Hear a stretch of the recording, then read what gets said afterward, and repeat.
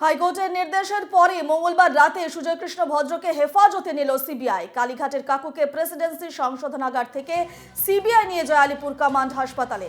সেখানে স্বাস্থ্য পরীক্ষা করা হয়। এরপর তাকে নিয়ে যাওয়া হয় নিজাম প্যালেসে।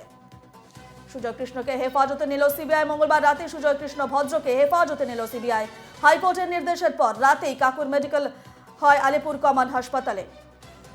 এ নিয়ে বিস্তারিত জানবো, সরাসরি রয়েছেন আমাদের প্রতিনিধি সুস্মিত মজুমদার। সুস্মিত, সুজয় কৃষ্ণকে হেফাজতে নিল সিবিআই, কি আপডেট? দেখো রূপা, একেবারেই যেটা তিনি ইডির হেফাজতে ছিলেন কালীঘাটের কাকু অর্থাৎ সুজয় কৃষ্ণ ভদ্র, এবং সিবিআই তাকে হেফাজতে নিতে চাইছিলেন এবং সেই কারণে পরপর পাঁচবার তিনি গড় হাজির ছিলেন।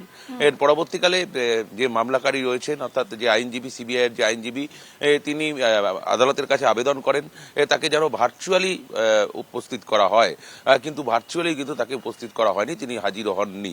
সেই ক্ষেত্রে দাঁড়িয়ে দেখা গিয়েছে যে একাধিকবার অর্থাৎ পঞ্চমবারের পরও ষষ্ঠবার আর যখন তাকে হাজিরা হওয়ার নির্দেশ দেয় আদালত, সেই সময়ও তিনি হাজিরা হন না। আদালত নির্দেশ দেন যে সিবিআই যারা তদন্তকারী অফিসার তারা যেন সংশোধনাগারের ভেতরে গিয়ে তাকে জিজ্ঞাসাবাদ করেন, কিন্তু সংশোধনাগারের ভেতরে তাদের পারমিশন দেওয়া হয়নি। তার কারণ সুজয় কৃষ্ণ ভদ্রের অবস্থা এতটাই সংজ্ঞাহীন ছিলেন, আশঙ্কাজনক ছিল, সেই কারণে তার সঙ্গে কথা বলা যাবে না এমনটাই তার চিকিৎসক জানিয়েছিলেন। এবং সেই ক্ষেত্রে দাঁড়িয়ে তারা আবারও আদালতের দ্বারস্থ হন এবং গতকাল তারা আইনজীবী জানান যে তারা হেফাজতে নিতে চান এবং পুরোপুরিভাবে তিনি চিকিৎসাধীন থাকতে চান তাহলে কেন্দ্রীয় সরকার অধীনস্থ যে হাসপাতাল রয়েছে সেই হাসপাতালে চিকিৎসাধীন থাকবে, এমনটাই কিন্তু আদালতও নির্দেশ দিয়ে দিয়েছেন। অর্থাৎ 4 দিনের হেফাজত সিবিআইয়ের হেফাজতের নির্দেশ দিয়েছেন। আগামী 27 ডিসেম্বর পর্যন্ত কালীঘাটের কাকু অর্থাৎ সুজয় কৃষ্ণ ভদ্রকে সিবিআই হেফাজতের নির্দেশ দেওয়া হয়েছে।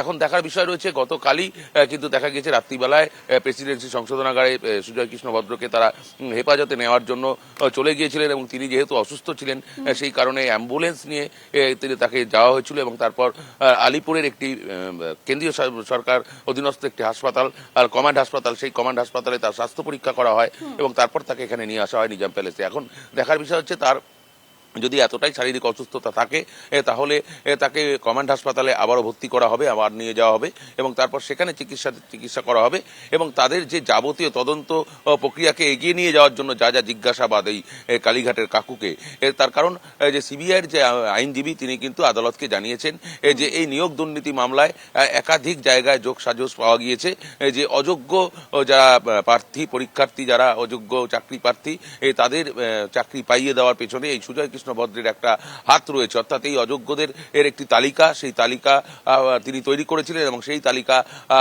পার্থ চট্টোপাধ্যায়ের কাছে তিনি পৌঁছে দিয়েছিলেন এবং কুন্তল ঘোষ এবং সন্তু গাঙ্গুলির সঙ্গেও তার যোগাযোগ ইতিমধ্যে তারা পেয়েছেন তদন্তকারী অফিসাররা, আর তার প্রমাণ কিন্তু আদালতে ইতিমধ্যে জমা দিয়েছেন আদালতের আইনজীবী, সিবিআইয়ের পক্ষের আইনজীবীরা। এবং সেই ক্ষেত্রে দাঁড়িয়ে কি সুজয় কৃষ্ণ ভদ্রকে তারা হেফাজতে চেয়েছেন, আজকে তাকে জিজ্ঞাসাবাদ থাকবে। সুস্মিত, পরবর্তী খবরেও আপাতত ধন্যবাদ জানাচ্ছি।